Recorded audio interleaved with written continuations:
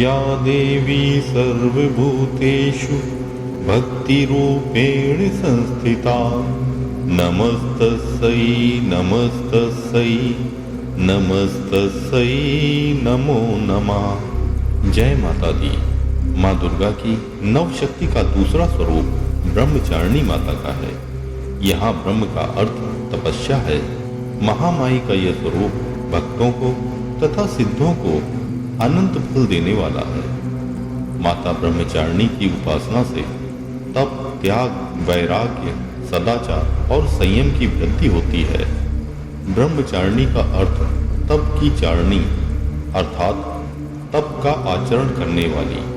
देवी माँ का यह रूप पूर्ण ज्योतिर्मय और अत्यंत भव्य है।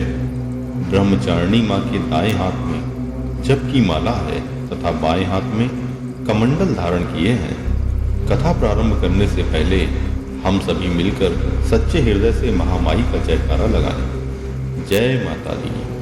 पूर्व जन्म में देवी माँ ने हिमालय के घर पुत्री के रूप में जन्म लिया था और देवर्षि नारद जी की प्रेरणा से भगवान शंकर को पति रूप में प्राप्त करने के लिए घोर तपस्या की थी। इस कठिन तपस्या के कारण माता रानी को तपस्चारिणी अर्थात ब्रह्मचारिणी नाम से अभिहित किया गया। 1000 वर्ष तक माता रानी ने केवल फल फूल खाकर बिताए और 100 वर्षों तक केवल भूमि का शयन बनाकर शाक पर निर्वाह किया। बहुत समय तक कठिन उपवास रखा और खुले आकाश के नीचे वर्षा तथा धूप के घोर कष्ट सहे 3000 वर्षों तक भगवान शंकर जी की आराधना टूटे हुए बिल्व पत्र खाकर की। इसके बाद माता रानी ने सूखे बिल्व पत्र भी खाना छोड़ दिया। बिल्व पत्र को भी खाना छोड़ देने के कारण माता का एक नाम अपर्णा भी पड़ गया। माता कई हजार वर्षों तक निर्जल और निराहार रहकर तपस्या करती रही। कठिन तपस्या के कारण माता का शरीर एकदम क्षीण हो गया।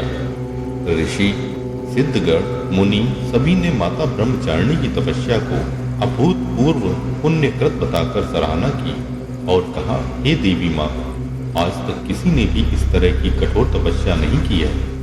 यह आपसे ही संभव था। आपकी मनोकामना परिपूर्ण होगी और भगवान चंद्रमौली शंकर जी आपको पति के रूप में प्राप्त होंगे। जय माता दी। माता ब्रह्मचारिणी की कथा का सार यह है कि जीवन के कठिन संघर्षों में भी मन विचलित नहीं होना चाहिए और सदैव महामाई पर विश्वास रखो। जो हमारे लिए उचित होगा वो अवश्य ही करेंगी। ओम नमः चंडिकाय नमः।